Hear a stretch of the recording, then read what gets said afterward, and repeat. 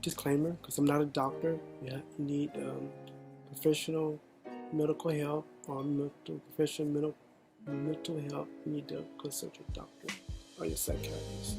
So what I'm just giving opinions because I live, and I'm a nurse, registered nurse, and I've worked in mental hospitals for a long time.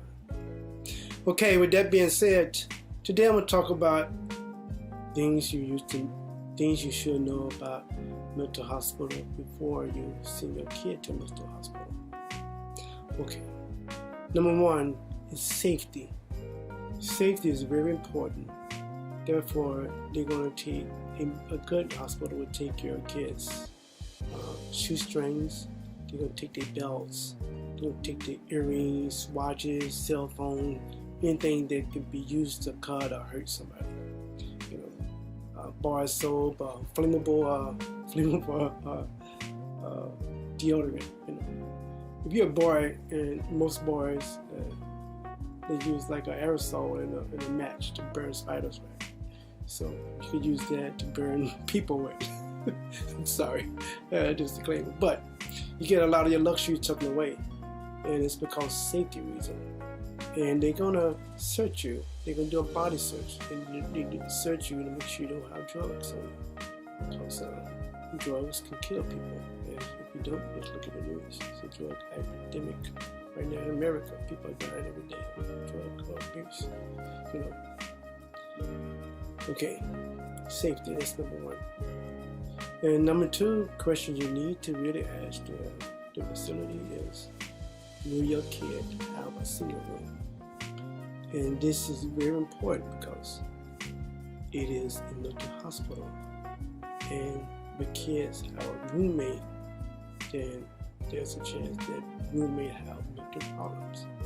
Some kids are there for aggression, suicidal ideation, drug use, anger issues. Some kids, parents put them in there because they're gay. They wind up in mental hospital because the parents don't know how to deal with it or don't know how to handle it. But it's very important because if your kid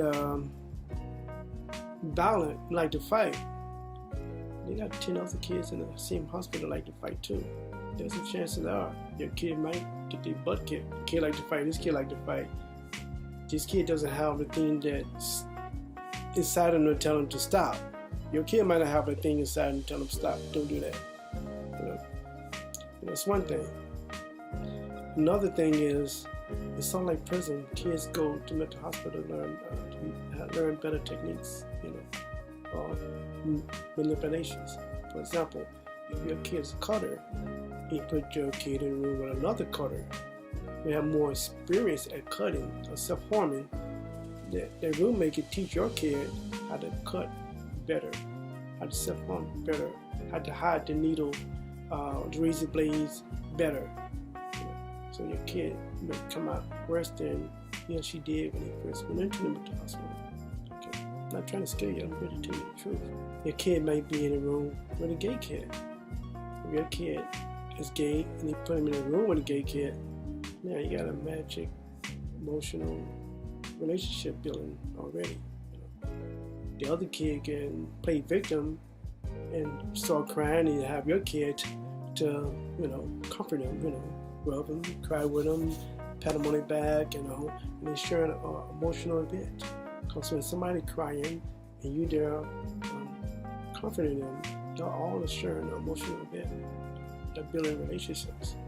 But if your kid is not gay and the other kid is gay, now the gay kid, they're in the room with the same sex, but then they got a good view. They can see your kid change clothes. They can see your kid take in the shower. They can try to tempt your kid. I'm not saying, so that's something you do need to think about. And the kid might be a predator. I'm not joking. The kid might be a predator. Predators does not start at 23 or 24. It starts young. That behavior starts very young. It just escalates as they get older. The predators, when they're very young, you just got to watch them and identify them. And a lot of times, they wind up in mental hospitals because they did something, or somebody noticed this behavior is odd. The predator might try to tempt your kid, because some predators think everybody like me, I just need to convince them, I just need to try to get in the shower with them. I just need to make them see the world like I see it. So we checking on the patient every 15 minutes.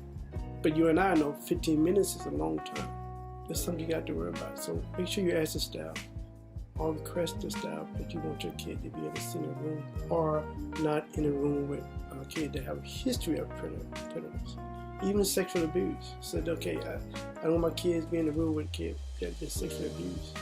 And because sometimes kids have been abused in life, sometimes they act out on those behaviors. It's not their fault, but they act out what didn't happen to them. Those kids need help too, but they need to be in a single room so they can be for safety reasons. Another thing is, your kids should be in the mental hospital for these reasons. The kids should be in the inpatient mental hospital if they are suicidal, because it's very important. Because when kids, adults, whoever go to inpatient for suicidal ideations, it give them a break from life. It give them a break from the everyday tortures of life. It give them a break from the bullying that may be happening at school or work. It give them a break from everything. And it also give them a chance to appreciate the luxuries they had in life. When you don't have the luxuries, you appreciate it more. When you're not around your wife, girlfriend, husband, other friends, then you can appreciate them more. And a lot of times you find out your life is not so bad once you realize you got everything taken away from you. You have time to think. It's like an emotional detox, detoxing from life. And sometimes you can have a better view. So mental hospital is good for that.